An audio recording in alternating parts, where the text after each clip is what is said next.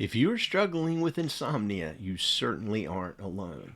But the more you try to fight it, sometimes the worse it gets. So what can you do? Good news. There are some things that you can do that will help your insomnia. And in this video, we're going to walk you through how to do those things from the comfort of your own home, even if you're in your bed right now. Dr. William Dement is a professor at Stanford University. He famously said this about sleep: you're not healthy unless your sleep is healthy. Now, that tells us that sleep is really important, probably more important than any of us realized. Deficits in sleep, in other words, not getting enough sleep, can cause real problems. Problems like weight gain, uh, blood sugar rises. It can trigger diabetes. It can cause strokes, heart disease, even heart attacks can be caused by sleep issues. And wait, there's more. Not getting enough sleep can impact your sex drive, it can crush your mood, and it can lead to mood swings, irritability, even issues with suicidal thoughts. Not only that, but not getting enough sleep, it will make you more prone to accidents and performance issues because not getting enough sleep impacts your coordination, your concentration, and that means it can affect you academically. Now, I don't want to get you too nervous about that because I do have good news. If you're not getting enough sleep, there are some ways that we can help you, and I want to go over some of those. In fact, let's do one right now because I imagine some of you out there are having a sleep crisis right now. Like you're in the middle of a bout of insomnia, you picked up your phone, you decided to search for YouTube, you stumble across this video, and you're like, man, I need some help sleeping. Well, I want to give you a scientifically backed exercise that's really simple, really easy. You can do it in the comfort of your own bed, wherever you're resting right now, and it really does help. In fact, it's helped me fall asleep dozens and dozens of times. It's a breathing exercise that triggers something called the relaxation response, which we're going to talk about a little bit more later. We don't have to talk about it now. Let's give it a try. It's that simple. Here's what you do: you breathe in deeply through your nostrils, and at the end of breathing in, you simply count one. And then you very slowly breathe out through your mouth and count two. It's just that simple. Let's try it once. So breathe in through your nostrils. One.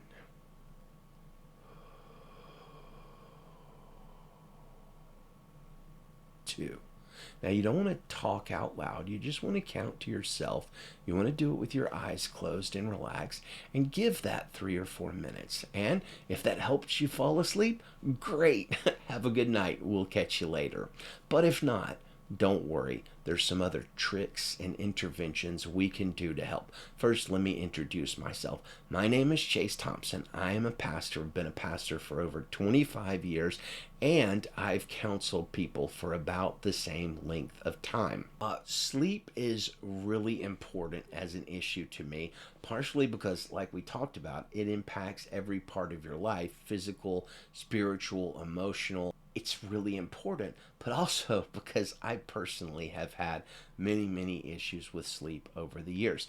I'm a doctoral student, and one of my main areas of research has been in the realm of sleep because I want to improve my own sleep and I want to help other people improve their sleep. If you improve your sleep, and you can, it will literally improve and benefit every single area of your life. And that's what we want to do today.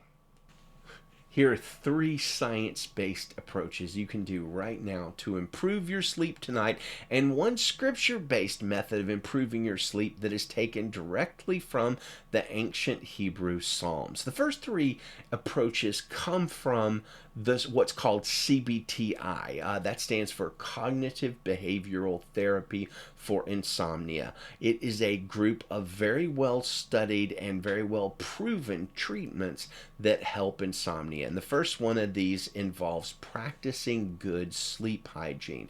Now, that word might make you think of getting rid of germs or whatever, but the word hygiene indicates a set of conditions that help to maintain good health and prevent disease. Similarly, sleep hygiene is involved in maintaining a good place of sleep for you. In other words, you're going to do some common sense things in your bedroom, like make sure you have a good healthy pillow, make sure there's no light leakage problems. If you have noise issues, get something like a fan or an air machine to give you a good sound to fall asleep to. You want to prevent anything from interfering with your sleep in your bedroom, and that includes not watching TV in bed or looking at your phone screen, both of which can interfere with good sleep hygiene. Second, there's some breathing techniques. We've already talked about one, a couple of more that have been shown to be very scientifically helpful in falling asleep are diaphragmatic breathing and 4-7-8 breathing. Now, when I first heard about these, I was pretty skeptical, but I've tried these things and they really do work to help you fall asleep. In diaphragmatic breathing, we breathe through our abdomen, our stomach muscles are used instead of our chest. And there's a 5-step way to do that. First, you want to find a comfortable place, hopefully your bed, that's really nice and dark. Next, you want to place a hand on your chest and a hand on your stomach. And when you breathe in, make sure you're breathing in using your stomach muscles. And you'll be able to tell because the hand on your stomach will be moving and the hand on your chest will not be moving hardly at all.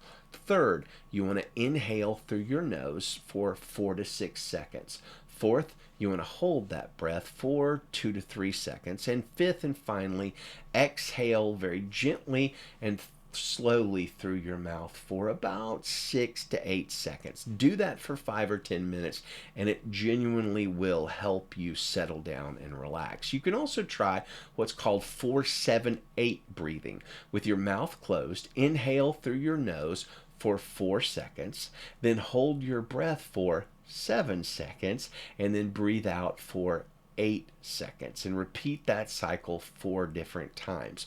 Harvard cardiologist Dr. Herbert Benson notes that 4-7-8 breathing can trigger what he calls the relaxation response. That's like the opposite of the fight or flight response. When you get hit with the fight or flight response, your adrenaline shoots out into your body, your heart rate goes up, your blood pressure increases, and you're not going to fall asleep anytime soon. But the relaxation response actually causes your heart rate to decrease. It causes your blood pressure to go down. It causes your whole body to calm down. And just those simple breathing exercises can genuinely help you get into that relaxation response state. Third, science has shown that something called stimulus control can help you sleep better. This is an approach that was sort of invented and pioneered by Dr. Richard Bootson, who is the head of the Insomnia Clinic at the University of Arizona. Stimulus control is just basically a fancy way of talking about getting your brain to see your bed as pretty much a place for sleep and sleep only. This means that you should only use your bed for sleep and maybe intimacy and hardly nothing else other than that. So only get in your bed when you're sleepy and ready to go to sleep. Never work in your bed. Don't argue with your spouse in your bed. Don't do stressful things in your bed. You probably don't want to eat in your bed or watch TV in your bed or anything like that. Think about what happens when you sit down at the kitchen table. You probably pretty quickly are going to want to eat something because that's what you're used to doing at the kitchen table. And you want to train your brain the same way about sleep. When you get in your bed, you want your brain to know it's time to sleep. If you use your bed for working or arguing or scheduling or planning or watching TV or eating or anything like that, it's going to confuse your brain, and your brain's not going to know to enter into that relaxation state if when you get into your bed. But if you treat your bed as only a place for sleep and intimacy, that will change. Now, fourth and finally, it might surprise you to know that sleeplessness is not just a condition of modern man. People have been struggling with it for thousands of years, including the wise King Solomon, who spoke of the difficulties in being human in the book of Ecclesiastes in the Bible when he said, "For all our days are full of sorrow, all our work is a vexation.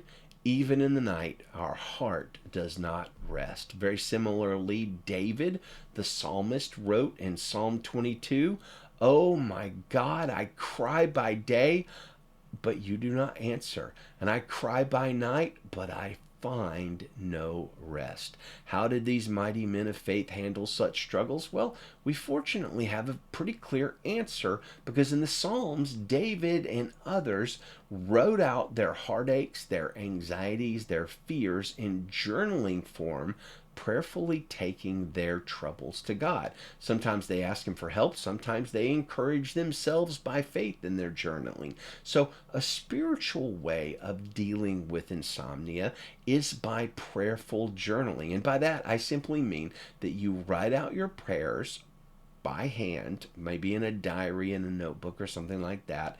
And in doing this, you're going to be like the ancient Hebrew poet David. In journaling, David moved from sleepless despair to hopeful expectation. And if you do that, if you have a bout of insomnia that doesn't give way to some of the techniques we talked about earlier, just get your diary out in low light, write out your frustrations. You might ask God to help you sleep, but it's not necessary. Honestly, it's not even helpful to repeat that prayer over and over again and just get in this state, "Oh God, help me sleep. Oh God, help me sleep. Oh God, help me to sleep." And then you're just so worked up you're not even going to be able to sleep. Repetition in prayer is not particularly helpful. Just ask once and trust Him to give you sleep. Move to a place of faith, believing that God will hear you. And if you struggle to have faith, just read a few of those Psalms. They will encourage you. And then end your prayer journaling in the middle of the night with thankfulness. And one verse that might be particularly helpful for you to do that is Psalm 116, verse 7, which says this: "Return to your rest, my soul, for the Lord has been good to you." So like the psalmist did, you can speak to your heart and say, rest. You need rest.